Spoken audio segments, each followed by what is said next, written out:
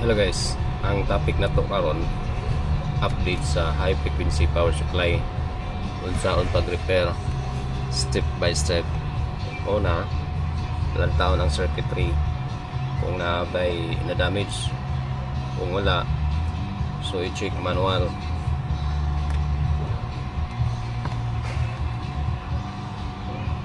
Unang i-check diri dapit sa AC gikan diri until here. Most naguba sa circuit is ang fuse or thermistor.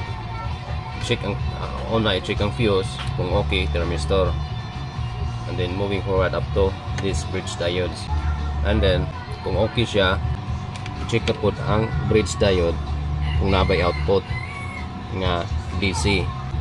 Kung okay din, i-check po diri kini nga capacitor kung nabay siya DC output. After checking the capacitor, walay problema, but hasta ning duha ka resistor, so ari na sa transistor. Kung saan pag-check sa transistor while sa naa siya nakadikit sa circuit board, mo ni siyang transistor stock, kini siya NPN transistor.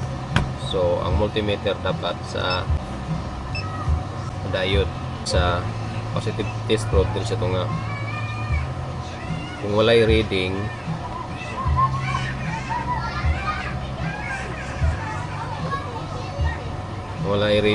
either positive or negative sa nasa nga terminal, that means guba. No reading, 0, and then guba i-change. So either positive or negative, wala, pero wag yapon.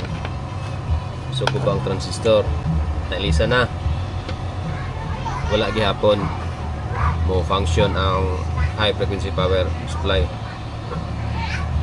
I-check ni ang resistor hasta ang diode. Kung okay ang diode, so possibility ang resistor.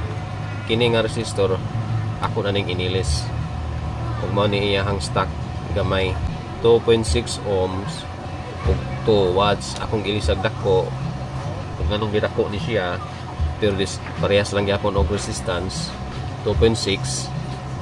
Ang watts niya may dako 5 watts.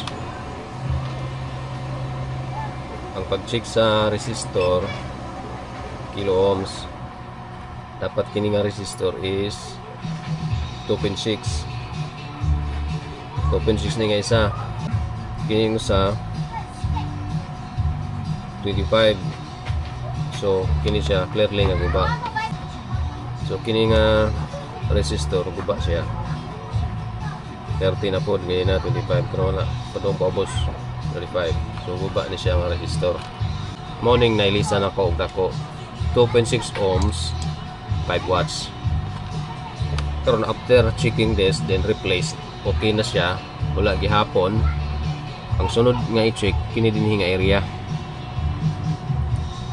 transistor, diode, Zener diode, then kining resistor. Kung okay na siya, wala gyapon kuan kining IC. Ang pag-check sa IC, kung naka-plug siya, dapat ang kining last leg kini is tumoy o kiring secant na siya voltage na 2 volts.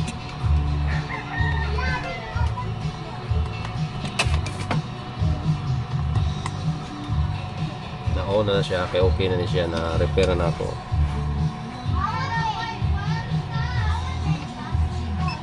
Ibutang sa DC na siya.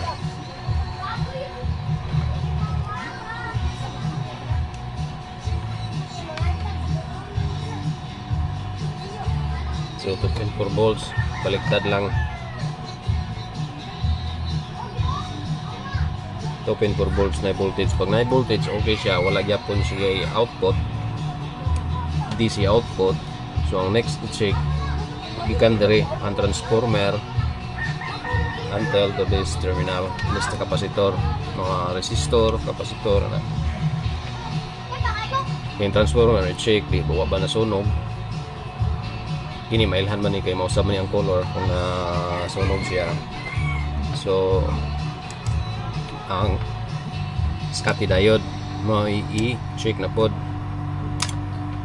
Ang pag-check sa Schottky diode, mao ni ang Schottky diode nga stock, gamay siya. Kay 10 amp lang, balik duha ka buok, ang isa ako nang gilabay kay guba. Ang pag-check sa Schottky diode, dapat naka diode sign ang multimeter. Tapos kining negative test probe sa tunga na reading okay, gas terminal na reading okay. Kung positive test probe ang ibutang ni aning na middle terminal, dapat walay reading.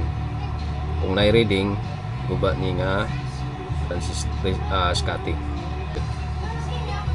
So wala. So that's it, na-replace siya na. Pag replace na pag diode, Schottky diode, okay na siya.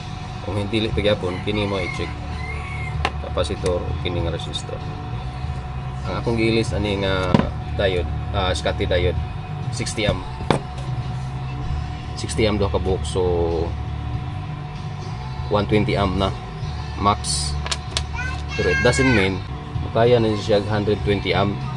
Naka-base lang gihapon ang total power aning nga circuit, aning transformer. Based my analysis, kini nga transformer kaya up to 1500 watts. Kay ang fuse 6.3 amps up to 250 volts. So mo ni ang stock nga fuse akong gilis, 6.3 amps multiply by 220 volts input, more or less 1300 watts. So kini nga circuit, kini nga power supply kaya ang 1300 watts. Base sa fuse nga gi-install kaya ang 1300 watts, more or less. So pag na-repair na tanan, na-replace na tanan, check dayon kung nabay voltage out, bisag isigan ang suga. DC, dapat DC.